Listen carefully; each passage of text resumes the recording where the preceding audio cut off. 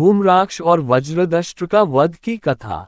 वालिपुत्र अंगद के हाथ से वज्रदष्ट्र के वध का समाचार सुनकर रावण ने सेनापति अकंपन को उसके शौर्य एवं पराक्रम की प्रशंसा करते हुए राम लक्ष्मण के विरुद्ध युद्ध करने के लिए भेजा। महापराक्रमी अकंपन सोने के रथ में बैठकर असंख्य चुने हुए भयानक नेत्रों वाले भयंकर राक्षस सैनिकों के साथ नगर से बाहर निकला। महासमर में देवता भी उसे कंपित नहीं कर सकते थे, इसलिए वह अकंपन नाम से विख्यात था। रणभूमि में पहुंचते ही उसने 10 दिशाओं को कपाने वाला सिंहनाद दिया। उसके सिंहनाद से अविचल वीर वानर सेना राक्षस दल पर टूट पड़ी। एक बार फिर अभूतपूर्व युद्ध आरंभ हो गया।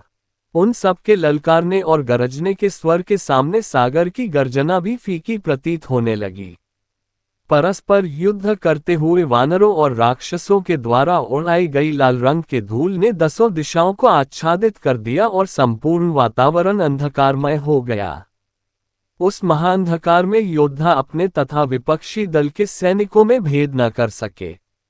वानर वानरों को और राक्षस राक्षसों को मारने लगे।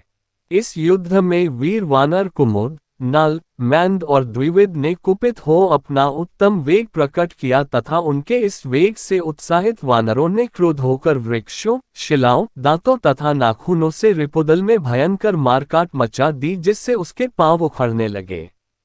अपनी सेना के पैर उखड़ते देख अकंपन मेघों के समान गर्जना करके अग्नि बाणों से वानर दल को जलाने लगा। वानर सेना को इस प्रकार अग्नि में भस्म होते देख परम तेजस्वी पवनपुत्र हनुमान ने आगे बढ़कर अकंपन को ललकारा। जब अन्य वानरों ने हनुमान का रौद्र रूप देखा तो वे भी उनके साथ फिर फुर्ती से युद्ध करने लगे। उधर हनुमान को देखकर अकंपन भी गरजा। उसने अपने तरकस से तीक्ष्ण बाण निकालकर हनुमान को अपने लक्ष्य बनाया। उन्होंने वार बचाकर एक विशाल शिला अकंपन की ओर फेंकी। जब तक वह शिला अकंपन तक पहुंचती तब कर उसने अर्धचंद्राकार बाण छोड़कर उस शिला को चूर चूर कर दिया। इस प्रकार शिला के नष्ट होने पर हनुमान ने कर्णिकार का वृक्ष उखाड़कर अकंपन की ओर फेंका। अकंपन ने अपने एक बाण से उस वृक्ष को भी नष्ट किया और एक साथ 14 बाण छोड़कर हनुमान के शरीर को रक्तरंजित कर दिया। इससे हनुमान के क्रोध की सीमा न रही। उन्होंने एक विशाल वृक्ष उखाड़कर अकंपन के सिर पर दे मारा। इससे वह प्राणहीन होकर भूमि पर गिर पड़ा। अकंपन के मरते ही सारे राक्षस सिर पर पैर रखकर भागे।